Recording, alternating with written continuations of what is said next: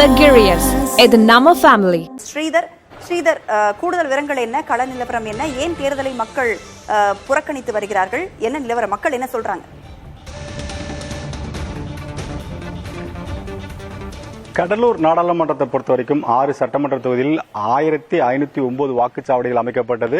குறிப்பாக 14,12,746 வாக்காளர் உள்ளார்கள். இவர்கள் அனைவருமே வாக்களிக்க 100% வாக்குப்பதிவை வலியுறுத்தி தொடர்ந்து மாவட்ட நிர்வாகம் பல்வேறு விதமான விழிப்புணர்வு ஏற்படுத்தியது.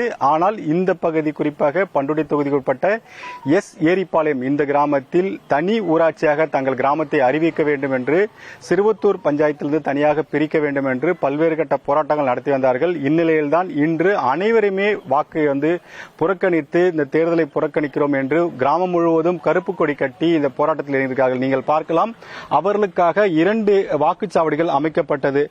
10 மற்றும் 12 ஆகிய வாக்குச்சாவடிகள் அமைக்கப்பட்டிருந்த போதும் இந்த வாக்குச்சாவடியில் 2303 வாக்குகள் பதிவாக வேண்டும். ஆனால் இதுவரை ஒரே ஒரு வாக்கு மட்டுமே பதிவாகியிருக்கிறது. மற்ற யாருமே இந்த வாக்குச்சாவடிக்கு வராத காரணத்தினால் வெறிச்சோடி காணப்படும் காட்சியை நம்மால் பார்க்க முடிகிறது. மாவட்ட நிர்வாகம் தொடர்ந்து அவரிடம் பேச்சுவார்த்தை நடத்தினாலும் பேச்சுவார்த்தையில் உடன்பாடு எட்டப்படாத காரணத்தினால் தற்போது இந்த வாக்குச்சாவடி அனைத்துமே வெறிச்சோடி காணப்படுகிறது. குறிப்பாக சரியாக 7 மணிக்கெல்லாம் இந்த பகுதியில் வாக்குப்பதிவு நடைபெறும் என்று எதிர்பார்க்கப்பட்ட வேளையில் இந்த பகுதியில் வாக்காளர் யாரும் வரவில்லை. அது மட்டும் இல்லாமல் சம்பந்தப்பட்ட கட்சியோட ஏஜென்ட், அந்த பூத் ஏஜென்ட் சொல்வார்கள், அவர்கள் கூட இங்கே வரவில்லை என்பதுதான் நம்மளால் காட்சியாக பார்க்க முடிகிறது.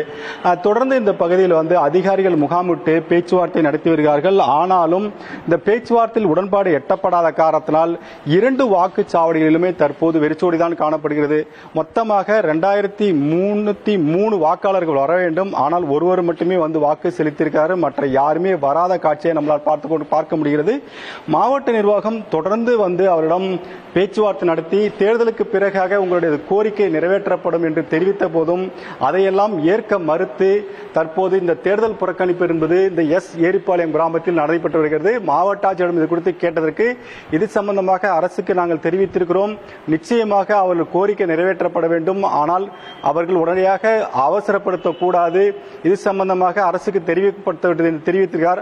ஆனால் இந்த கிராம மக்கள் பொறுத்த வரைக்கும் எங்கள் கோரிக்கை நிறைவேற்றால் மட்டுமே நாங்கள் வாக்கு செலுத்துவோம் என்று உறுதியாக இருக்கிறார்கள்.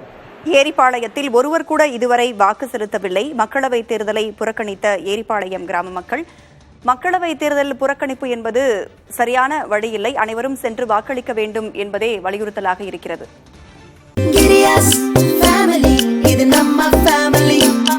அன்பு Luxurious. இது நம்ம ஃபேமிலி.